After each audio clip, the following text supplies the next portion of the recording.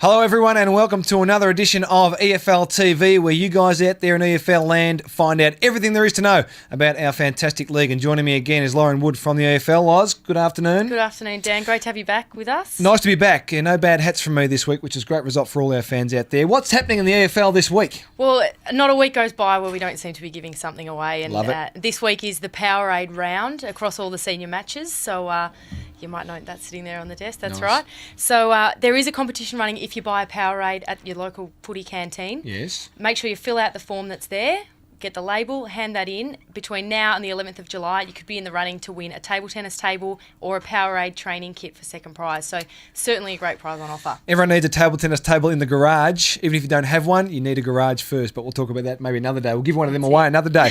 A new website. What's going on with the website? There is. It's going to see us on the homepage, which is always a good thing. So Maybe not. we've streamlined a few things a little bit. The forums, got pride of place there on the homepage now, and you might notice a few changes and mix things up a bit. So that's very exciting. And when's that kick off? Hopefully tomorrow at Fantastic. this rate. So look out for it. Look out for the new website. And this weekend's radio game for 98.1. It is 98.1 Radio Eastern. That's the one. We're heading down to Roeville, down to Seabeck Oval to see them take on Montrose. So should be an Interesting absolute game. cracker. We'll talk to Ben Waterworth about that a little bit later on. So that's what you can update us with about this week in the AFL. Anything else you want to leave us with? That's about it for this week, I think. We'll Done. wrap it up.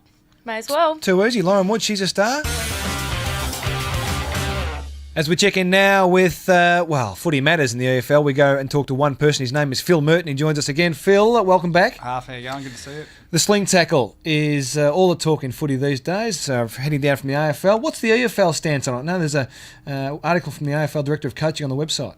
Yeah, look, Peter Schwab's written a really interesting article that we've printed in the record for this week, looking at tackles in general and what the basis behind most tackles are.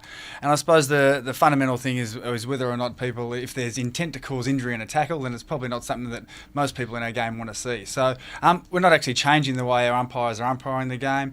We've had a number of players who have been either reported or yellow carded over the course of the season for dangerous tackles. So whether that be dumping someone late, a double movement, or trying to put someone into the fence, it's something that the umpires have been looking out for this year already. So we just think it's this article was really well written, and it's worth having a read of in the record this week. Is it something that's been a problem in previous years as well, and we're just picking up now?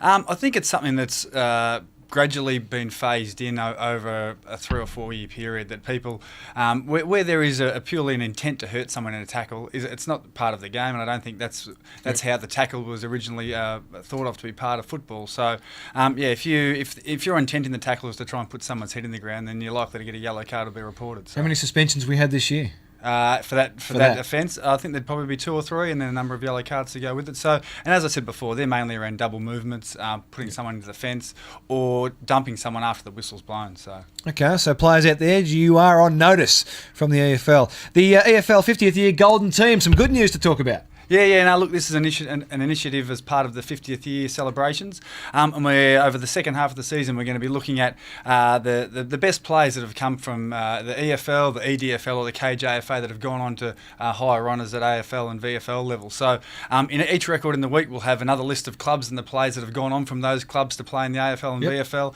and have a look a bit in focus on a couple of the more prominent names in particular.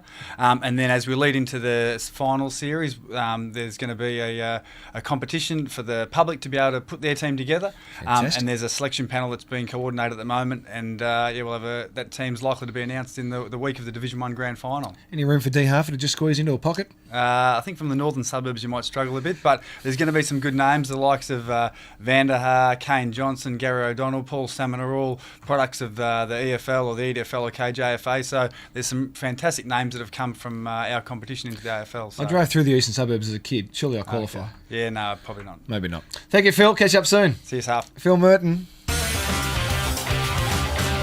While the Sean Kelly Cat is away, the Ben Waterworth Mouse will play, giving us a preview of all the action in the AFL this week. Benny, g'day.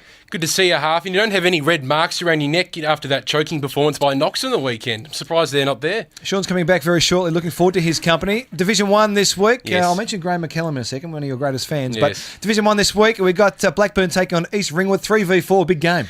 Two of the most consistent sides in Division 1 this season, Half. East Burwood, a fantastic last quarter against the informed Vermont last weekend. Tell you what, though, Blackburn, we talk about how good Knox are as a whole team, trying to choke an opposition team down, but Blackburn have a great back six that are good one-on-one with either talls or smalls. Troy Tackinen, Sam McCauley, those kind of guys down there are fantastic, so I think Blackburn will win this one against East Burwood. As we move on to Division 2, Roval v Montrose. Chris Barlow back from Roval last week, kick 6. Who gets him? One of your besties. I'm not 100% sure. They're certainly going to have their hands full down there in the back line there, but I really like what Montrose are doing at the moment up forward. Troy Simmons and Billy Schilling aren't being too reliant, I suppose you could say that at the moment. They're doing quite well for themselves. Big game for Roval. If they win this one, they're a chance to go back into the top 4. So it'll be tight, but I think Montrose are starting to hit their straps, and I think they'll be able to get the chocolates. And catch all the action on Radio Eastern as Yes. well. Divi 3, Baronia v Warrandyte.